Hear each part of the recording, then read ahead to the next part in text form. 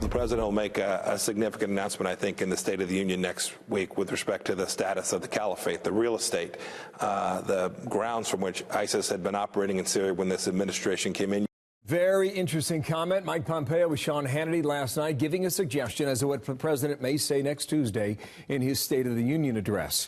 Homeland Security Committee Chair Senator Ron Johnson also serves on the Foreign Relations Committee. Sir, good morning to you. I thought that was interesting. Just back to Pompeo a moment for the end of that comment, and listen carefully here. Watch. We also know that in spite of the enormous progress we've made and the success that we've had, that the threat from radical Islamic terrorism is real. And we need to continue to do all that we can to make sure that there's not a resurgence of ISIS or that all the other variants of that terror regime continue to be under pressure. This administration's committed to that. Okay, I sense some wiggle room. Do you sense a change in the battle over ISIS in Syria based on that comment about resurgence? Well, I certainly hope that this administration will base its Syrian policy on conditions on the ground. We met with the co-chairperson, Ms. Ahmed, of the Syrian Defense Council, and they represent about 4 million Syrians. This is the group of Kurds, about 2.5 million Kurds, about 1.5 million Christians.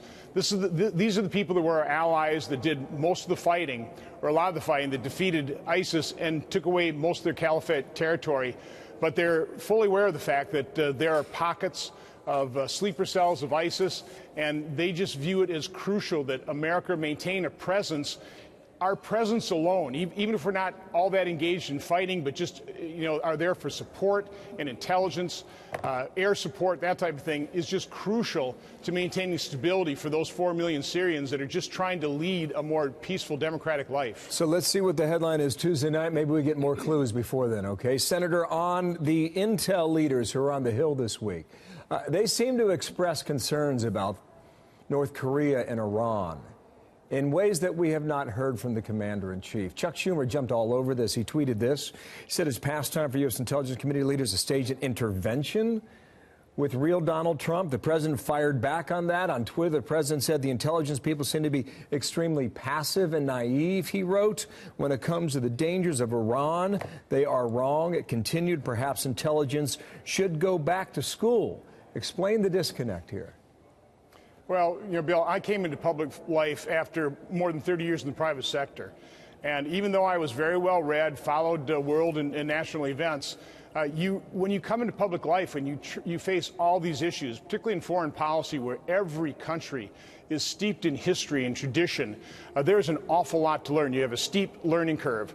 And so I've certainly relied on my staff and briefings from experts throughout the administration and throughout government to bring me up to speed. And that would be my recommendation for anybody, particularly coming from the private sector, recognizing the fact that there's an awful lot to learn, an awful lot of complexity, and you have to rely on the advice and the judgment and the wisdom and just the experience of people who've been in these positions for decades, the real experts. That being said, people from the outside bring a completely different perspective. You can get kind of caught up in the same old way of doing things. And so I think it's also valuable to have people from the private sector.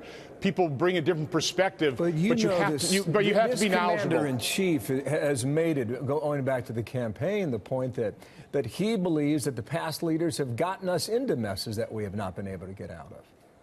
Well, to a certain extent, that's true. We do make mistakes. We're not perfect, but I think America is a phenomenal force for good in the world.